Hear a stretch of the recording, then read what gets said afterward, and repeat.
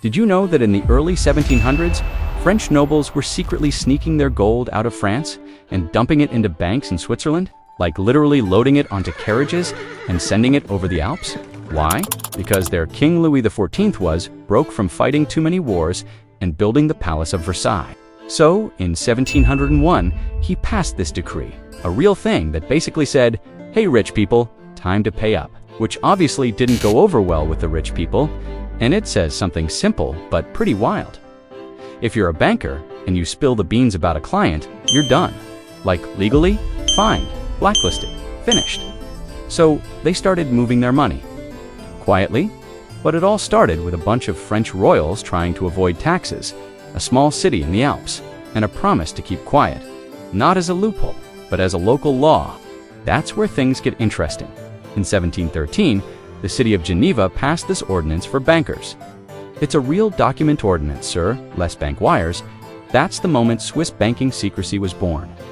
Not as a conspiracy, because Switzerland had something no one else did. It was neutral. It wasn't part of the big empires. It didn't pick sides in European wars. It just kept quiet, minded its business, and watched the money roll in. And it worked. Today, Swiss banks are known for this kind of secrecy. It's their brand. It's built into the country's identity. So in this episode, I want to go back to the beginning, to the 1700s, to figure out how Switzerland became the world's vault, and how a couple of smart laws written on paper, in real ink, helped turn a neutral country into a financial powerhouse. So let's back up a bit to understand why French nobles were stashing their gold in Geneva. We need to understand what was happening in Europe in the early 1700s. First, France. This was the age of powdered wigs, gold-trimmed coats, and kings who thought they were basically gods. Louis XIV, he called himself the Sun King. No joke, was running the show in Versailles. Louis hiked taxes hard. There is a royal decree from 1700 and one held in the French National Archives that spells it out. Wealthy landowners and aristocrats were expected to contribute more, especially those not directly tied to the military or clergy. You've seen the palace, didn't sit well. French nobles were powerful, but they weren't stupid. If the king starts knocking on your door asking where your silver is, maybe you get a little creative, and maybe you start looking for somewhere safe to keep it, right? Gold everywhere. Switzerland wasn't the organized modern country we know today. It was a patchwork of small, mostly independent regions called cantons. Geneva, Zurich, Basel, they each ran their own affairs. But they had one thing in common. They weren't involved in anyone else's business. Mirrors everywhere. That place didn't come cheap. Neither did the wars he kept starting. From the late 1600s into the early 1700s, France was burning money. There was the 9 Years' War. Then the War of the Spanish Succession kicked off in 1701. It was Europe versus Europe, everyone fighting over who gets Spain's crown. France was in deep. To pay for it all, that now enter Switzerland. That treaty still referenced in diplomacy courses today recognized Swiss independence and kind of locked in this idea that Switzerland wouldn't take sides in Europe's messes. Back then, Switzerland's neutrality goes way back to the Peace of Westphalia in 1648. This neutrality made it a perfect safe zone for foreign money, especially Geneva. In the 1700s, Geneva was a merchant city, small, tidy, and full of bankers who knew how to keep their mouths shut. The city council passed a regulation in 1713, the ordinance for the bankers that said any banker caught revealing a client's info could be prosecuted. It wasn't just about ethics, it was a legal shield, and that's what rich people wanted. Now here's a human story that really drives this home. There's a letter from 1715, now in the Geneva State Archives, where a French nobleman's assistant writes that his employer crossed the Jura Mountains with 5 chests, bearing no names. Those chests went straight to a banker named Jacques Rousseau, no relation to the philosopher. The banker didn't write down the name, he just logged the deposit under a pseudonym. That's how it worked. Discretion over documentation, trust over transparency. There's a Dutch trade ledger from 1720, preserved in Amsterdam's Handelsarchief, showing regular transfers to accounts in Zurich. Some were payments for textiles, others just marked private. And it wasn't just the French who noticed. British merchants, Dutch traders, and even some early German industrialists were quietly moving money into Swiss cities. Now, let's talk about the banks themselves. Back then, Swiss banking wasn't flashy. It wasn't skyscrapers and marble lobbies. It was a guy in a plain coat, sitting in a small office, writing in a ledger. That's where the real names and numbers lived, stored in locked drawers, only shown to the client. There's a reference in a 1722 Zurich council memo warning bankers not to conduct official dealings in alehouses, which of course means they totally were. Sometimes they didn't even use names, just symbols or code words. Some used family crests, others used random phrases, like the vineyard account, or shipment number 4. That was the level of secrecy. If you were a noblewoman whose estate could be seized if your husband lost favor with the king, Swiss secrecy might be the only thing saving your children's future. That's real. That's documented in letters archived in Lyon and Geneva from exiled families begging for financial refuge. One quirky detail.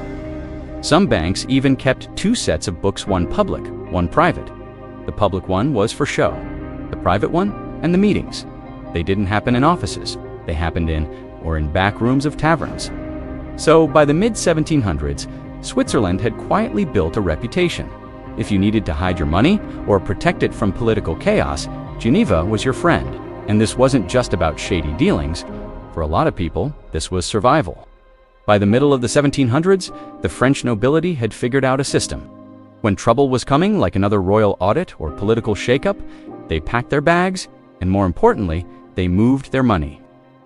A French treasury report from 1757, found in the National Library in Paris, mentions something alarming. Specie and bullion flow increasingly across the Jura to the Geneva region. That's old-timey speak for a lot of gold is disappearing into Switzerland. These weren't small deposits. We're talking about entire family fortunes' wealth in gold bars, silver coin, bearer bonds, and promissory notes being handed off to discreet Swiss bankers. One prominent name during this period, the Pictet family, they ran a private bank in Geneva, and according to ledgers from the Geneva State Archives, they were known for never writing full names in their records. Everything was shorthand. MLLED might be a duchess. Noble B might be a baron. If the books ever got stolen or raided, the names wouldn't mean anything. Let's follow one family's story. There's a letter from a noblewoman, let's call her Madame de V, from Lyon dated 1761. It's preserved in the municipal archive there. She writes to her nephew. The banker in Geneva has confirmed the deposit. Should all fall, we have our lifeline. It was a private account under a false name, holding just enough to escape and rebuild. That money ended up saving her.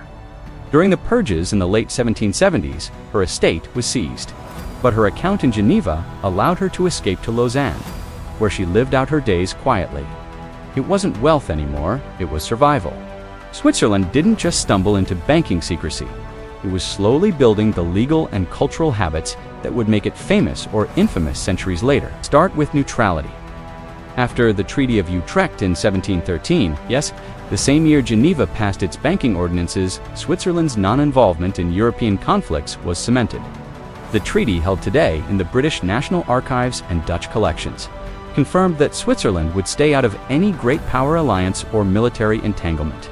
The rule said bankers could be fined or even lose their license if they revealed information about a client's holdings or identity. It was one of the earliest formal protections of financial privacy anywhere in Europe. That stability drew in wealth, because in a century where borders shifted constantly, Switzerland didn't. Geneva doubled down on this with the ordinance on bankers passed that same year, 1713. Instead of contracts, many deals were sealed with a handshake in a back room. There were no digital accounts, no signatures, just trust, and maybe a password.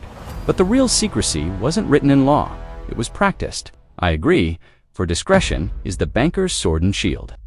Zurich's cantonal archives hold bank records from the 1770s showing how this discretion worked. A Zurich banker named Hans Rudolf Schmiede's diaries from 1772 survive wrote, "My client prefers no name be written." Meetings took place in quiet coffee shops or homes. Bankers kept coded ledgers that only they could read. There were rumors of banks using Latin shorthand or even Greek letters to make entries unreadable to outsiders. The French Revolution turned quiet deposits into a full-blown flood. It uprooted the French class system. Ledger in the Geneva Cantonal Archives from 1793 is short but telling. Deposits increased this month by 6-fold, most from the south. Historians believe the South meant Lyon and Marseille regions, with a lot of former aristocracy. Nobles were declared enemies of the people, their wealth confiscated, royals and merchants, their houses ransacked. But some of them had already seen it coming. In Basel, one banker was known to keep his only client list inside a locked tin under his bed. By the 1790s, British diplomats stationed in Paris wrote home about Swiss banks serving as a lifeboat for both sides. There's a British diplomatic memo from 1795 stored in the UK. National Archives saying, Swiss banks had become intermediaries for those displaced by chaos regardless of their loyalties. That included spies, royals, and merchants. Meanwhile, across the Atlantic, U.S. shipping families were also using Swiss banks to shield profits from British tariffs. A trade record from Philadelphia, dated 1795, shows merchant houses quietly transferring funds to accounts in Geneva and Zurich. Let's focus on one person again. There's an entry in a Zurich bank's ledger about client St. Cyr, a pseudonym traced to a French marquis whose family fled to Lausanne. He deposited funds in 1794, reportedly carried over the Alps by mule, inside sealed barrels labeled olive oil. By the early 1800s, Swiss banking secrecy wasn't just a feature, it was a brand. After Napoleon's defeat, the Congress of Vienna in 1815 redrew Europe's borders. Switzerland was reaffirmed as neutral territory officially. The protocols from that meeting held today in Austria's National Archives specifically mentioned Swiss independence and financial autonomy. Swiss banks used that. One ad published in the London Courier in 1823 reads, "Confidential banking for gentlemen requiring discretion and reserve." Estates were managed from Zurich, dowries held in Basel, international deals funded through Geneva. By the 1820s, banks in Geneva and Zurich were advertising discreet services in newspapers in London and Hamburg. That wasn't code, that was the pitch, and it worked. British industrialists, German barons, and exiled royals started using Swiss banks, not just to hide money, but to plan legacies. This was the era where secrecy fused with Swiss identity, not just a practice anymore, but a point of pride. But the roots, they were here, in the post-Napoleonic peace, in the soft-spoken banker shaking hands in a wood-paneled room. It set the stage for the formal banking secrecy laws that came more than a century later in 1930. So what happens when secrecy becomes a business model? Well, if you follow the thread from those early Geneva bankers to today, the numbers are staggering. According to the Swiss National Bank, by the year 2010, Switzerland was managing over $2 trillion in foreign assets. That is not the country's economy. That is just other people's money sitting in Swiss accounts. And this is where the story hits the modern world. In 2008, the U.S. Department of Justice launched a major investigation into UBS, one of Switzerland's biggest banks. Internal documents, now public, show that UBS bankers were helping wealthy Americans hide assets overseas, often by setting up fake companies and moving money under aliases. The DOJ called it a conspiracy to defraud the United States. Neutrality, privacy, a national tradition. The case ended with UBS paying $780 million in fines and turning over names of U.S. account holders. It was the first major crack in Swiss banking secrecy in nearly 2 centuries. The ripple effects were global. Canadian regulators passed stricter transparency laws influenced by the Swiss model. And the OECD, that is the Organization for Economic Cooperation and Development, published reports in 2010, pushing for international banking transparency. In the United Kingdom, Parliament debated the use of Swiss accounts by members of the elite. Here is what is fascinating. While the rest of the world saw secrecy as a loophole, many Swiss saw it as a principle. A former Swiss banker interviewed in a 2010 OECD transparency report put it this way: "We do not protect criminals. We protect confidentiality. There is a difference." But as global pressure mounted, Switzerland began to adapt. In 2015, it agreed to automatic information sharing with many countries, a move that would have been unthinkable just decades earlier. And even now, the debate isn't settled. Is secrecy a shield for freedom or a veil for corruption? Should a country have the right to protect financial privacy, even if it enables shady activity abroad? This tension between tradition and transparency still defines Swiss banking. And it all started with a few nobles, a few handshakes, and some gold hidden deep in Geneva. A few centuries ago, French nobles sneaking their gold into Swiss vaults set off a chain reaction. Switzerland's mountains, neutrality, and a knack for keeping secrets turned it into the world's biggest financial hideout. That old tradition didn't just vanish. It shaped global banking, tax laws, and how billions of dollars move quietly across borders even today. It's a story about trust, privacy, and how money can shape history in ways we don't always notice. Now, I want to hear from you. What do you think about banking secrecy? Is it just privacy, or is it hiding something bigger? If you liked diving into this story, hit that subscribe button. Thanks for sticking around. See you in the next video.